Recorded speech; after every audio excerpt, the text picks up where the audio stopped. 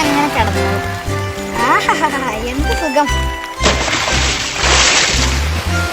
അവന്റെ കുളി കഴിഞ്ഞാൽ പിന്നെ എന്നെ അവൻ കുളിപ്പിക്കും, ഞാനും കൂടും.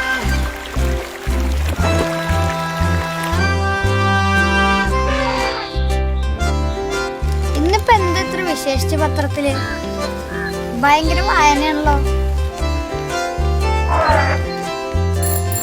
ഈ ചക്കടാവണ്ടി കാരണം ഉണ്ണിച്ചേട്ടന്റെ എത്രാമത്തെ പെണ്ണുകാണല്ലേ ഈ മുടങ്ങണേ. പാവം ഉണ്ണിച്ചേട്ടൻ ഗണേശനെ കണ്ടപ്പോഴാവുന്ന ആശ്വാസമായത്.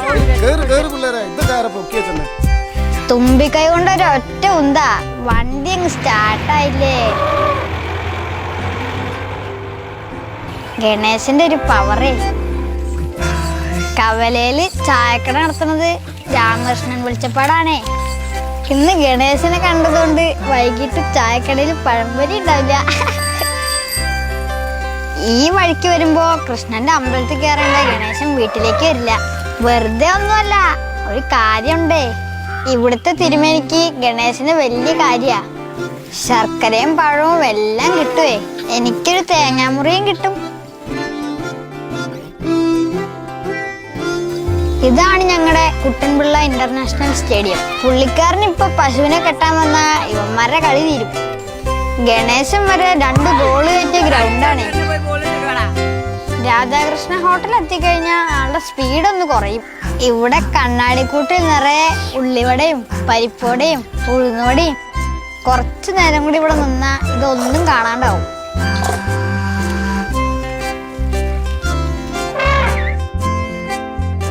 ഗണേശ, മഴയ്ക്ക് മുമ്പ് വീടെത്തണ്ടേ? ഈ പീക്കിരികള് എല്ലാ ദിവസവും പിന്നാലെ കൂടും. പോന്നോട്ടെ, നമുക്കിപ്പ എന്താ. ശിവനന്ദ കരാട്ടെ ക്ലാസ്സിന് പോയി തുടങ്ങിയോ? ഇതെപ്പോ? പൊങ്ങീര.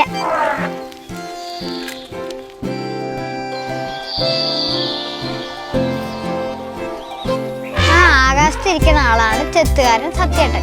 പുള്ളിക്കാരൻ എപ്പോഴും പനയുടെ പുറത്താ. ഇന്നിപ്പോ എന്താ കൗകുമേല്. എന്താ സ്പീഡ്. കണ്ണ് തെറ്റിയ ഗണേശൻ കള്ള അകത്താക്കുവേ.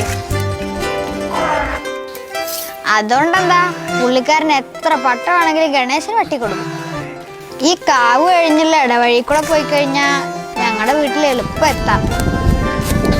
മഴ പെയ്യോ? ഈ കാവില് ഒരു സർപ്പം ഉണ്ടെന്ന് മുത്തശ്ശി എപ്പോഴും പറയും. വെറുതെ ആവും, ഞാൻ ഇതുവരെ കണ്ടിട്ടില്ല. ദേ വരണു. ഈ ഗണേശൻ ആടി ആടി വരുമ്പോഴത്തേക്കും മഴ പെയ്യുന്ന തോന്നണ്. ഓടി വാ ഗണേശ.